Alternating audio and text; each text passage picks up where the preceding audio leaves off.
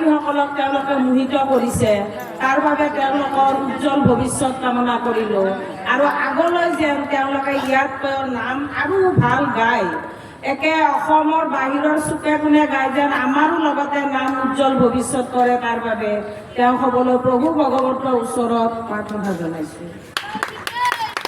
এতিয়া তেওঁ সম্বৰ্ধনা জনাব প্ৰমীলা ডেকা ডাঙৰণী বাইদেৱে। দিয়ক এটা হাততালি। Thank you. আচ্ছা না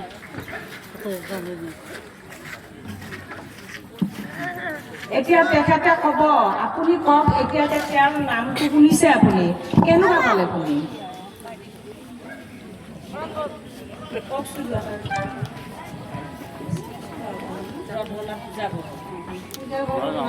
আপুনি ভালে পালোঁ এটা ধুনীয়া গাইছে আকৌ আগন্তক নাম গাৱা তেওঁলোকক আহিবৰ কাৰণে তেওঁ পাৰে সেয়া মোক ধন্যবাদ।